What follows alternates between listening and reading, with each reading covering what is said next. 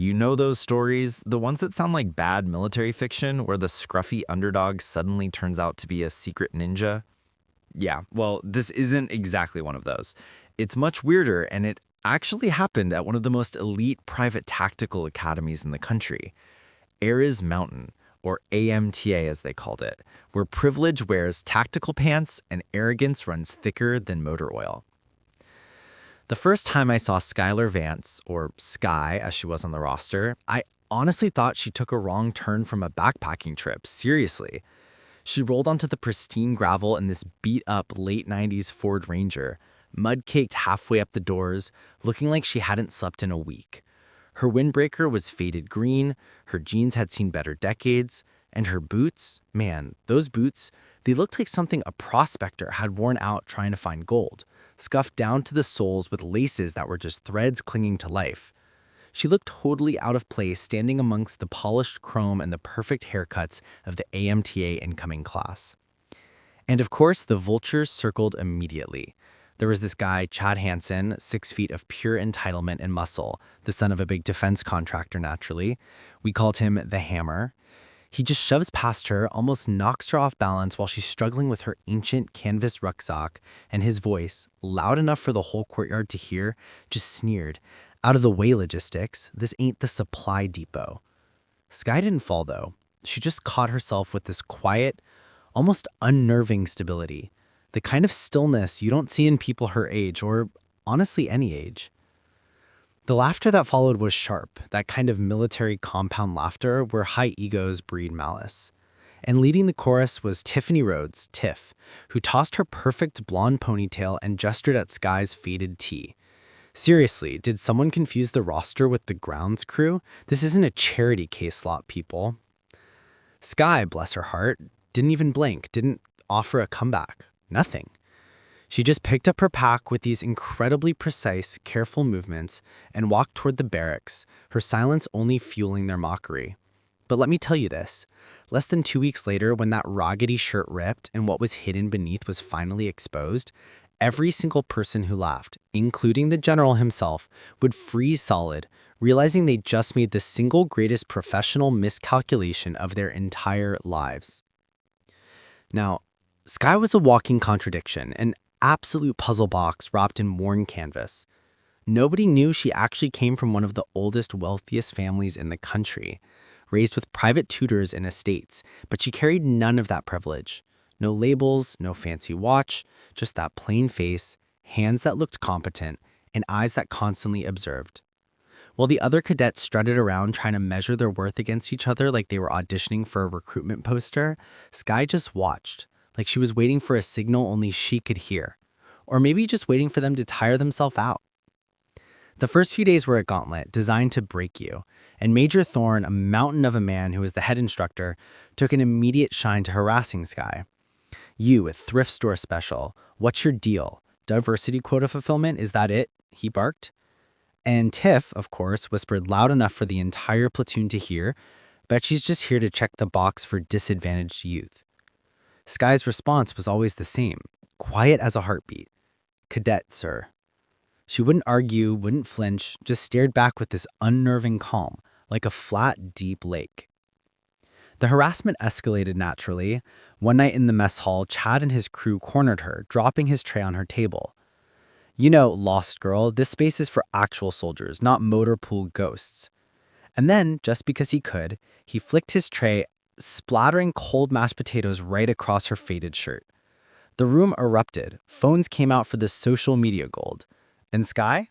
She just reached for a napkin, wiped the mess slowly, methodically, and took another bite of her food like the enraged bull standing over her was just a bothersome fly. That calm, that refusal to react, it infuriated them more than any screaming match ever could. But here's where the first cracks started to show. The subtle tells that only the instructors and maybe one or two keen-eyed cadets noticed. The rifle disassembly drill. 2 minutes to tear down an M4 carbine each, clean it, and reassemble it to spec. Everyone struggled, fingers fumbling, parts dropping. Chad finished in a rushed 143, grinning like a fool. Tiff barely scraped by at 159, hands shaking. Then it was Sky's turn. She moved like a surgeon. No rush, no hesitation. Pin out, bolt assembly clean, every single part laid out in a perfect surgical grid. 52 seconds, not one wasted motion. Sergeant Reynolds, a grizzled instructor overseeing the drill, stared at the timer, then at her. "Mitchell, where in the hell did you learn to move like that?" "Practice," she said, eyes still fixed on the ground. A lieutenant nearby leaned over and murmured, "Her hands didn't shake once. That's phantom protocol steady." Chad overheard that, rolled his eyes, and scoffed. "So she can clean a gun doesn't mean she can fight." That was the line, wasn't it? The assumption that mechanical skill doesn't translate to lethality. But something did shift. After the drill, a quiet cadet named Diego, who'd been watching all week, slipped her a spare map from his kit. "You'll need this," he whispered, glancing around nervously. It was the first and only act of kindness she received. Sky didn't smile, but she took them out, nodded once, and tucked it away. You could almost see a flicker of something in her eyes, a recognition that maybe not everyone in this camp was lost to arrogance. The most telling event, the one that should have warned them all, was the long-range shooting exam. 5 shots, 400 meters, bullseyes, or immediate dismissal. The tension was suffocating. Chad hit 4, cursing his near miss. Then Sky stepped up. She settled in behind the rifle, no fiddling with the scope, no test breaths, just calm. Aimed, breathed, fired. 5 shots, 5 perfect hits, dead center. It was cold, mechanical precision that made the range officer scare in disbelief. Later, when they found her rifle had a deliberately misaligned sight, a defect designed to make the shot impossible for anyone not compensating perfectly. She hadn't adjusted the scope, she had adjusted herself, purely through muscle memory and instinct. The range officer shook his head, muttering, "That's not luck, that's a ghost." But Chad just doubled down on his delusion. "Lucky shots. Let's see her do something that actually matters." And so we arrive at the final test, the hand-to-hand combat simulation. Fate, or maybe just the sadistic humor of the pairing algorithm, pitted Skylar Vance against Chad the Hammer Hansen. 6 feet of screaming ego versus 5'3" of quiet contemplation. Chad was practically foaming at the mouth, seeing his moment of revenge and glory. The whistle blew and Chad charged, a predictable wild bull. He lunged, grabbed her collar with both hands, and slammed her back against the potted wall. The impact was brutal. Sky looked genuinely vulnerable, pinned against the wall by someone twice her size, and in that violent moment, her faded shirt finally tore, the fabric ripping from her shoulder partway down her back. The squad roared with cruel laughter. "Look at that," Tiff jeered, her phone recording. "The janitor's got tattoos? What, did she join a biker club?" But as Chad leaned in close, his face inches from hers, ready to deliver his final humiliating blow, something in Sky's eyes made him pause. There was no fear, no panic, just that same cold, terrifying stillness. "Let go," she said, her voice a calm whisper. Chad scoffed, but his grip loosened, just a millimeter. Whether from overconfidence or a sliver of subconscious doubt, it didn't matter. That small slip was all Sky needed. She stepped back and the torn fabric dropped, revealing what lay beneath. And the noise, it just died. The laughter evaporated, the phone stopped recording. Etched across her left shoulder blade in stark black ink that seemed to absorb all the light was the symbol, the obsidian raven. A raven coiled and predatory, its body wrapped around a shattered piece of military hardware, its eyes 2 hollow voids staring back at the entire platoon. Before anyone could say a word, Major General Elias Thorne, who had been observing from the viewing stand, moved. He stepped forward with a sharp, deliberate stride, his weathered face draining of all color. His hands were actually trembling as he approached the terrified silence of the courtyard. "Who gave you the right to bear that mark?" he demanded, his voice shaking with a mix of reverence and sheer terror. Sky looked directly at the Major General, her voice now clear, quiet, and strong, carrying across the stunned yard. "I didn't ask for it, sir. It was given to me by the Phantom Protocol itself. I ran the program for 6 years." The words hit like a physical shockwave. General Thorne froze completely, his eyes widening in total recognition. Then, as if his body were moving outside of his own control, he stood straight to attention, snapped his hand to his forehead in a perfect, unprecedented salute.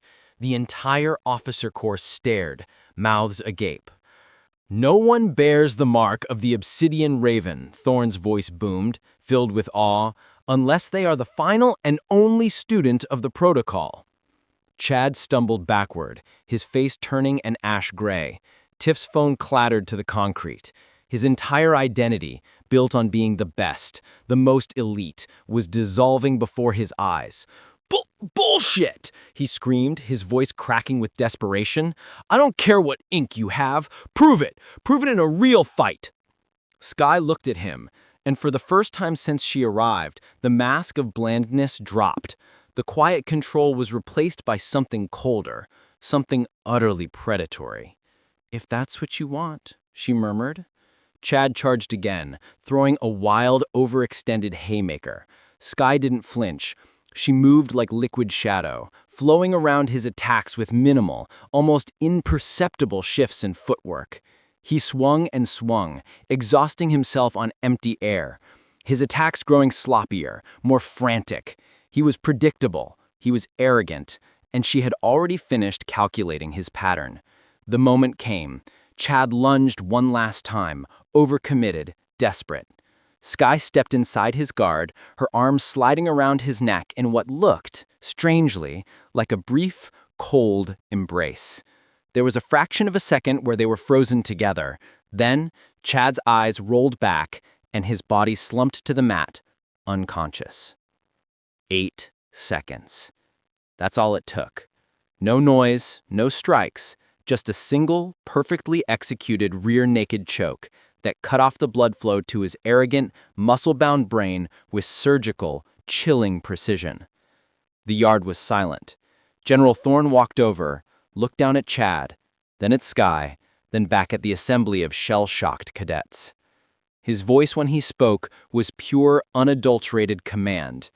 "Effective immediately. Cadet Skylar Vance is designated a non-commissioned instructor. You will learn from her, you will respect her, and you will follow her orders as you would mine." Skye didn't nod, didn't smile. She simply picked up her rucksack, pulled her torn shirt closed as best she could, and walked toward the barracks. The cadets parted before her, like she was carrying a plague, their earlier cruelty forgotten, replaced by something close to fear. The fallout was swift. Chad faced a military review board for conduct unbecoming of an officer and was discharged within the week, his elite dreams dissolving into a cautionary tale. Tiff's public shaming video went viral, and the defense contractor funding her training pulled their support, releasing a statement about uncompatible values. Humiliation recorded for posterity. 2 days later, Major General Thorne found Skye cleaning her gear. He was nervous, holding a crisp black envelope. "Cadet Vance," he said formally, "someone is here to see you at the gate." She followed him, past the groups of cadets who now watched her with silent awe. Waiting at the gate was a tall, broad-shouldered man in civilian clothes and a high-end tactical jacket. He moved with the kind of coiled, quiet danger only career operators possess. "Vance," Thorne introduced, clearing his throat awkwardly. "This is General Marcus Cale." The man in the black jacket looked at her, and for the first time since she arrived, Skye's carefully controlled expression cracked. Recognition. Relief. Maybe something deeper. "You didn't have to come, Marcus," she said, her voice softer than anyone had ever heard.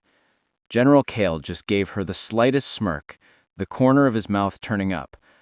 "Yeah, I did."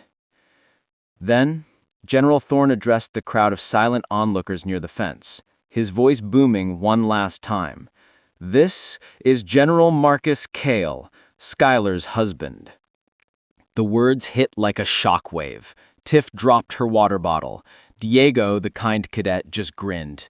General Cale simply placed a possessive hand on her shoulder, the one with the obsidian raven, and they walked toward her beat-up Ford Ranger. They drove off, kicking up dust, disappearing as completely as if they had never existed. But the story wasn't over. 8 months later, in a secure, remote facility, an encrypted phone rang. Sky answered it, the soft civilian life already peeling away from her expression. The voice on the other end spoke a single, chilling phrase. Code Phoenix. Phoenix? The presumed final and lethal operation that had made the Phantom Protocol vanish from records? I thought Phoenix was terminated, she said carefully. So did we. But we just intercepted communication. The target from the original mission is alive, and he knows about you. We have a situation that requires your specific skill set. Sky looked across the room at General Kale, who immediately set down his classified reports. He knew the peace was ending. He knew the ghost of the protocol was back. She was no longer running from her past. She was being summoned by it. The woman who hid her lethal identity behind a raggedy windbreaker was stepping back into the shadows, where the ability to be underestimated is the most valuable weapon of all. Now I have to ask you, what would you have done in Sky's position? If you had that level of power, that lethal skill, would you have endured the humiliation and stayed silent, letting the bullies hang themselves with their own arrogance? Or would you have revealed the Raven on day one, just to put an immediate stop to it? Was her silence strength, or was it just letting cruelty run unchecked? Let me know your thoughts in the comments below. And don't forget to like and subscribe for more stories of hidden power, because trust me, the most dangerous person in the room is always the one nobody notices.